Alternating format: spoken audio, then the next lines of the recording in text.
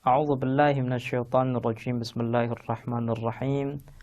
Alhamdulillahirabbil alamin wassalatu wassalamu ala Rasulil a'zam Muhammadin sallallahu alaihi wa alihi wasallam wa ahli baitihi at-thayyibin at-tahirin. Aqulu lakum assalamu alaikum warahmatullahi wabarakatuh. Para pemirsa dan pendengar yang dirahmati oleh Allah Subhanahu wa taala, marilah senantiasa kita bersyukur atas segala nikmat yang telah Allah berikan kepada kita.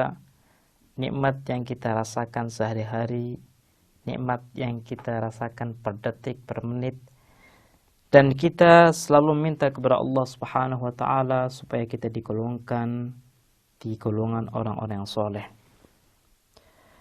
Pembahasan kali ini adalah pembahasan tentang metode menyampaikan ilmu. Setelah kita belajar ilmu, mengamalkan ilmu, menghafal ilmu, maka tibalah saatnya kita menyampaikan ilmu kepada orang lain. Kalau kita ingat satu hadis yang disebutkan oleh Nabi, hadis tersebut berbunyi, zakatul ilmi nashruh. Zakatnya ilmu itu menyebarkan ilmu tersebut. Zakat artinya kita harus mensucikan diri kita dengan ilmu yang kita miliki. Kalau seandainya kita ingin suci dengan ilmu yang kita miliki, maka kita harus menyabarkan ilmu tersebut. Ini merupakan kewajiban yang Allah berikan kepada kita. Makanya kalau kita melihat kepada riwayat-riwayat yang ada, Allah Subhanahu wa taala sangat memuliakan status pengajar, status guru, status pendidik, status pembimbing. Kenapa?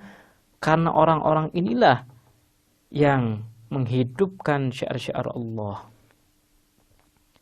Karena orang-orang inilah yang menghidupkan ajaran Allah Subhanahu wa taala, yang memberikan penyadaran kepada orang lain tentang siapa dirinya dan siapa Tuhannya. Berbicara tentang metode menyampaikan ilmu,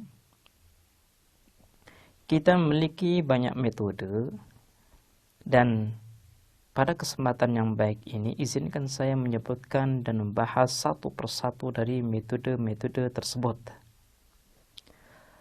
Ketika kita ingin menyampaikan satu ilmu, satu teori, satu materi kepada orang lain, maka kita harus jeli, harus melihat mukhatab kita, audien kita, orang yang kita ajak bicara itu siapa.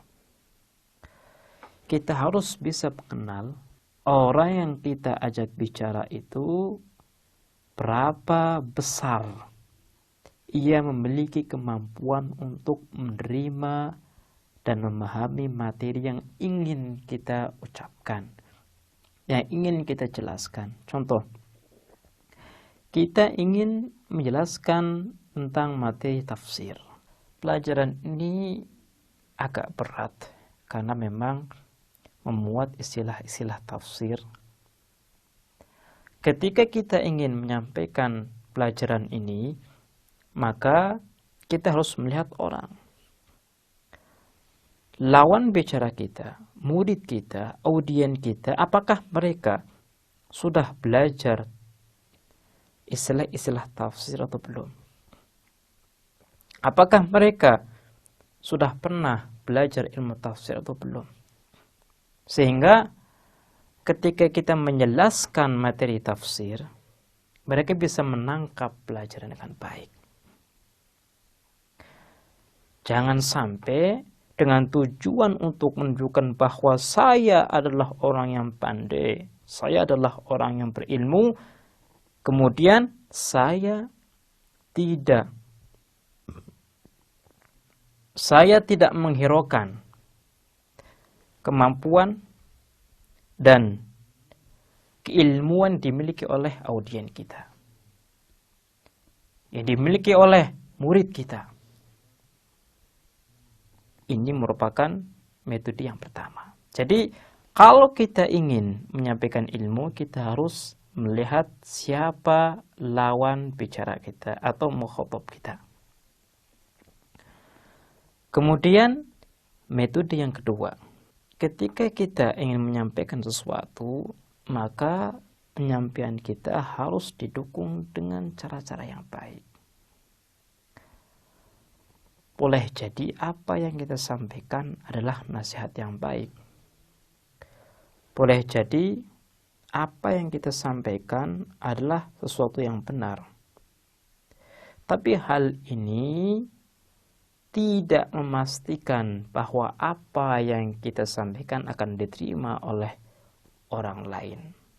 Makanya Allah Subhanahu wa ta'ala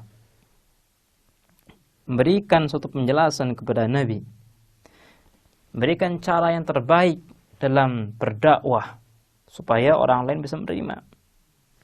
Dan cara ini bisa kita temukan di Al-Quran, di mana Allah Subhanahu wa ta'ala berfirman, "Ud'u ila sabili rabbika bil hikmah wal mau'izatil hasanah wajadilhum billati hiya ahsan."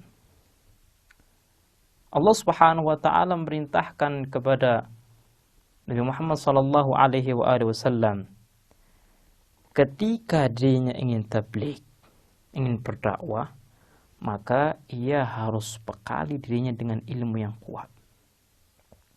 Kalau seandainya Nabi ingin menjelaskan tentang ma'ad, maka Nabi pun harus mengetahui tentang ma'ad.